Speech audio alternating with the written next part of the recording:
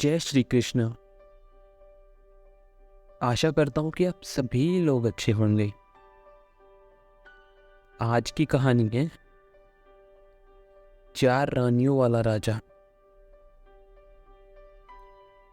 एक बार एक रईस राजा था जिसकी चार रानियां थी। वो अपनी चौथी रानी को सबसे ज्यादा प्यार करता था। उसे महंगे कपड़ों से लादे रखता था और बेहतरीन खाना खिलाता था। वो केवल उससे ही सबसे अच्छा देता था।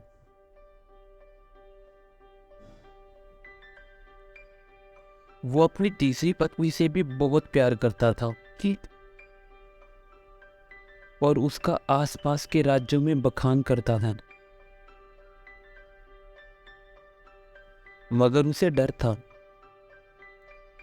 कि वो एक दिन उसे किसी और के लिए छोड़ देगी।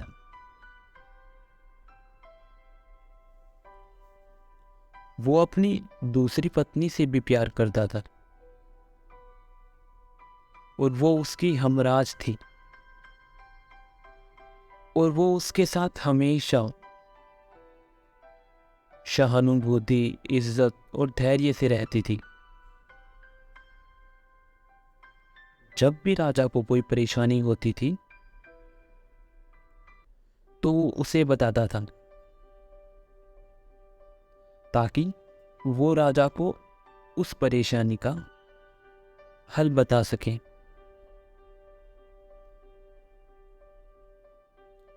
राजा की पहली पत्नी राजा की सबसे वफादार थी और राज्य और उसकी दौलत बढ़ाने में बहुत मदद करती थी, मगर वह अपनी पहली पत्नी से प्यार नहीं करता था। एक बार राजा बीमार पड़ गया और उसे समझ आ गया कि उसके पास बहुत कम समय है। इसलिए उसने अपनी चौथी पत्नी से पूछा कि मैंने सबसे ज्यादा प्यार तुमसे किया है और तुम्हें सबसे बेहतरीन चीजों से नवाजा है, तुम्हारा सबसे ज्यादा ध्यान रखा है। अब जब मैं मरने जा रहा हूं तो क्या तुम मेरा साथ देने के लिए मेरे साथ चलोगी? तब उसकी चौथी पत्नी ने जवाब दिया कि बिल्कुल नहीं। और उसकी बात राजा के दिल में छुरी जैसी चुभी। अब दुखी राजा ने अपनी तीसरी पत्नी से पूछा कि मैंने सारी जिंदगी तुमसे प्यार किया है, अब मैं जा रहा हूं, क्या तुम मेरे साथ चलोगी? तीसरी पत्नी ने जवाब दिया, नहीं, जिंदगी बहुत अच्छी है और जब तुम मरोगे तो मैं दोबारा तुमसे शादी करूंगी। अब राजा का दिल बैठ गया था और वो ठंडा पड़ गया था, क्योंकि तीसरी पत्नी ने भी कह दिया कि तुम्हारे मरने के बाद मैं दोबारा से शादी करूं।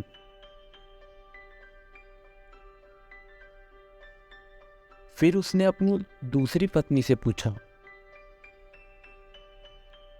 मैंने हमेशा जरूरत के वक्त तुमसे मदद मांगी और तुमने भी हमेशा मेरा साथ भी दिया, लेकिन अब जब मैं मरूंगा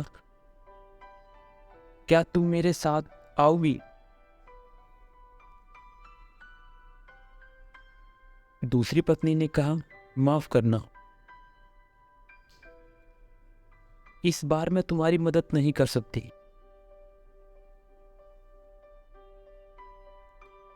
ज़्यादा से ज़्यादा मैं तुम्हें तुम्हारी कब्र तक छोड़ सकती हूँ। उसका जवाब बिजली की तरह राजा को लगा और वो बेहद दुखी हो गया। तभी एक आवाज आई, मैं आपके साथ चलूंगी और जहां आप जाएंगे वहां आपके साथ चलूंगी। राजा ने अपनी नजर घुमाई तो उसकी पहली पत्नी खड़ी थी। वो बेहद कमजोर थी क्योंकि वो खाती नहीं थी।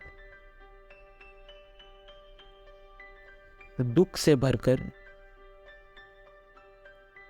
राजा ने कहा कि जब मेरे पास मौका था तब मुझे तुम्हारा बेहतर ध्यान रखना चाहिए था। तो इस कहानी में हमारी चौथी पत्नी हमारा शरीर है। हम चाहें इसे सजाने में कितना भी दिल लगाए, मृत्यु के समय ये हमें छोड़ जाएगा। हमारी तीसरी पत्नी हमारी संपत्ति, दर्जा और दौलत है। जब हम मरते हैं तो ये औरों को मिल जाती है। हमारी दूसरी पत्नी हमारा परिवार और हमारे मित्रगण हैं। चाहे वो कितनी ही हमारे साथ क्यों ना हो, ज़्यादा से ज़्यादा वो हमारे साथ शमशान तक ही आएंगे, पर उससे आगे नहीं। हमारी पहली पत्नी हमारी आत्मा है जो अक्सर दौलत, ताकत और अहंकार के सामने बेध्यान हो जाती है। हम उसके ऊपर ध्यान नहीं देते। मगर हमारी आत्मा ही एक ऐसी है जो जहाँ तक हम जाएंगे वहाँ तक जाएगी। इसलिए इसे उपजाऊ, ताकतवर बनाए रखें और इसका आज से ही ध्यान रखें, क्योंकि यही दुनिया में आपका सबसे बड़ा तोहफा है। तो ये कहानी बस यही सिखाती है कि धन, दौलत, पैसा सब कुछ पीछे छूट जाएगा, हमारे साथ कुछ भी नहीं जाएगा। हमारे साथ सिर्फ हमारे अच्छे कर्म जाएंगे, हमारी अच्छाइयाँ जाएंगी। और ये हमारे अच्छे कर्म ही होते हैं, हमारी दया भावना ही होती है जो हमें एक पवित्र आत्मा बनाती है और हमारे मरने के बाद भी हमारे कर्मों के रूप में ये दूसरों के दिलों में जिंदा रहती है। तो आशा करता हूँ कि आपको कहानी पसंद आई होगी। राधे राधे।